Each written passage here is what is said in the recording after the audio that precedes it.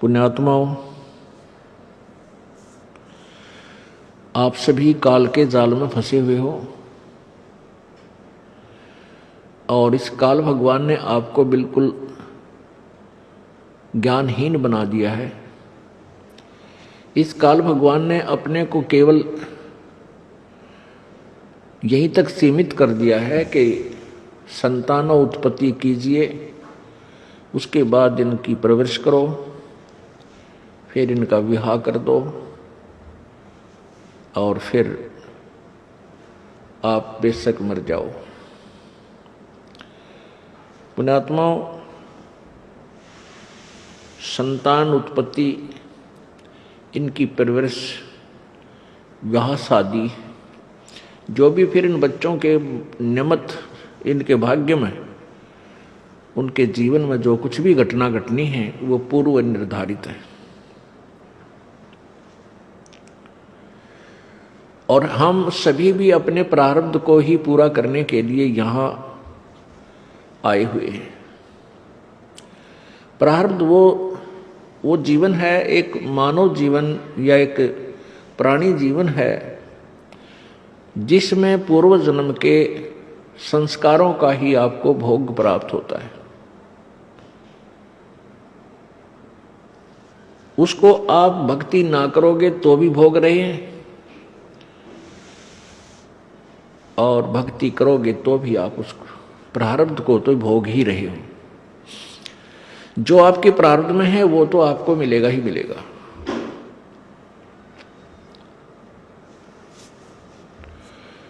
उसको नहीं कोई रोक सकता, जो पूर्व निर्धारित प्रभु के द्वारा किया गया है।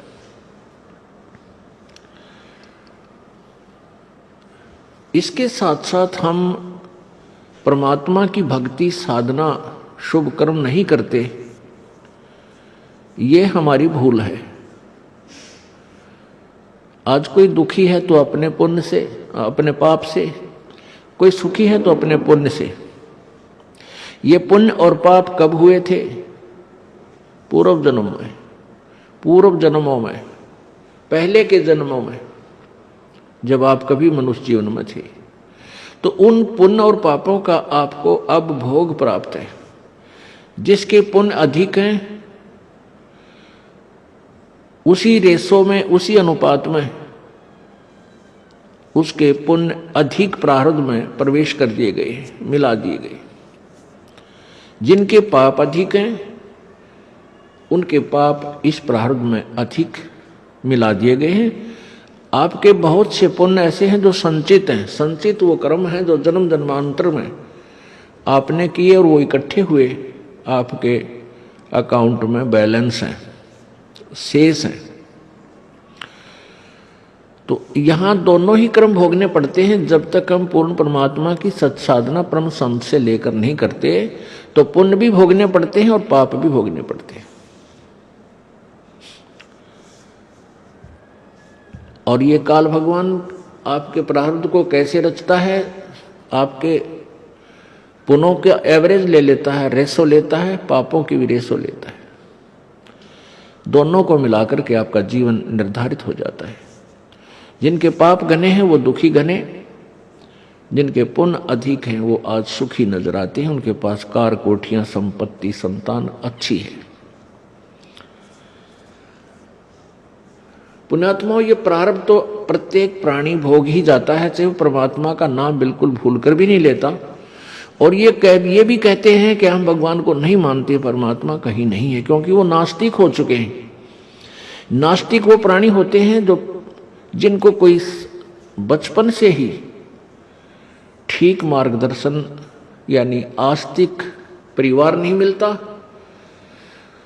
या कोई साधु संत उनको नहीं मिलते। जो बिल्कुल नास्तिक हैं, शराब पीते हैं, मांस खाते हैं, बकवाद गढ़ते हैं और वो आजीवन सुखी नजर आते हैं, जो यहाँ का हम सुख मानते हैं, और मर भी आसानी से जाते हैं। उनकी मृत्यु भी विशेष कष्टदायक नहीं होती है।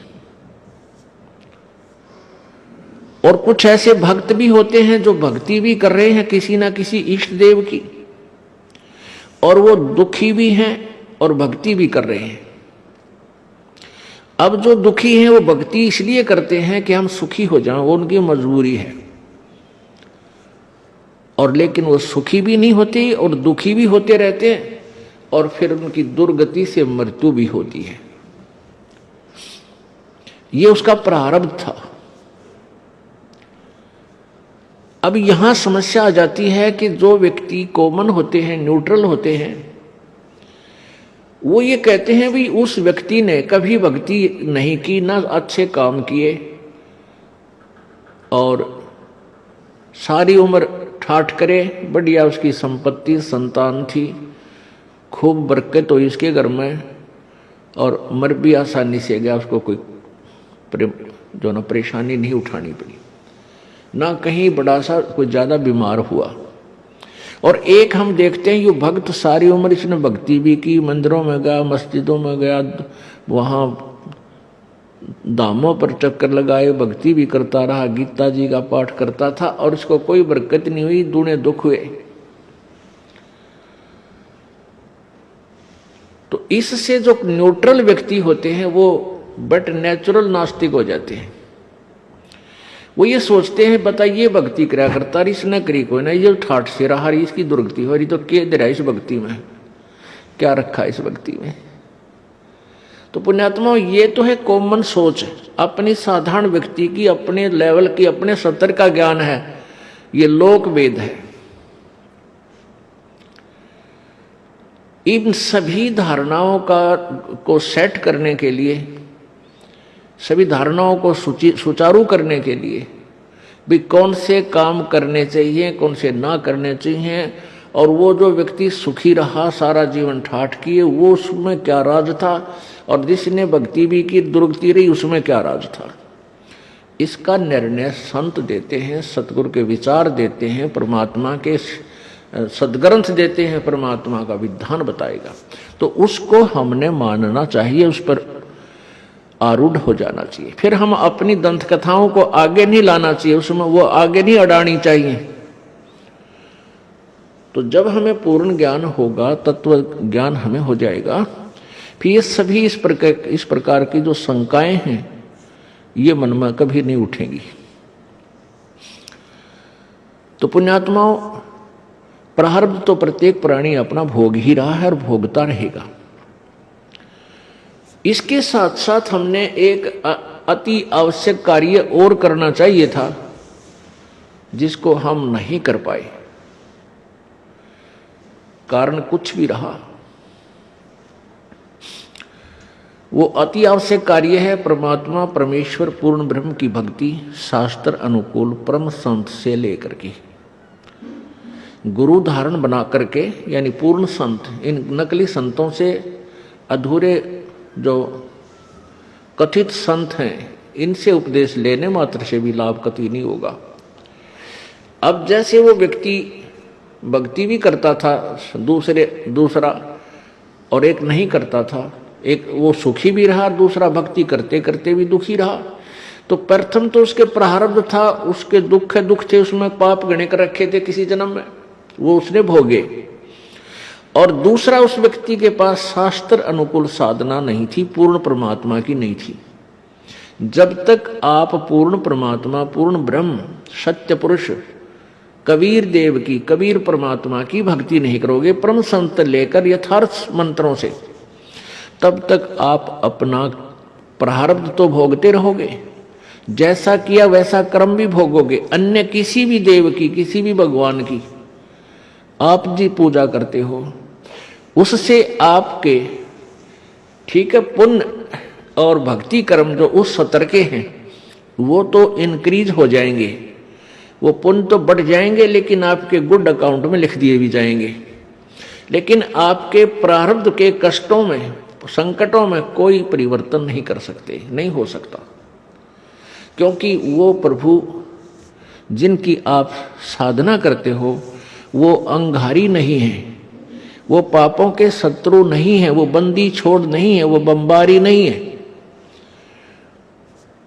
इसलिए हमने उस परम पिता परमात्मा पूर्ण ब्रह्म की वो सत्य भक्ति करनी पड़ेगी, जिससे हमारे पाप भी नाश हो, प्रारब्ध में हमारे जो कष्ट लिखे हुए हैं उनको भी परमात्मा नाश करे। पुण्यात्माओं, परमात्मा की प्राप्ति भक्ति हम इसी उद्देश्य से करने लगते हैं कि प्रथम तो हम ये चाहते हैं कि भाई भगवान हमारा कल्याण करे, साधना भक्ति करने से हमारा कल्याण हो। कल्याण का क्या तात्पर्य है? कल्याण का अर्थ है कि हमें हर प्रत्येक, जैसे प्रत्येक दिशा में हम सुखी हों, ना कोई आपत्ति आवे, ना कोई कष्ट भोगना पड़े और पूर्ण मोक्ष हो।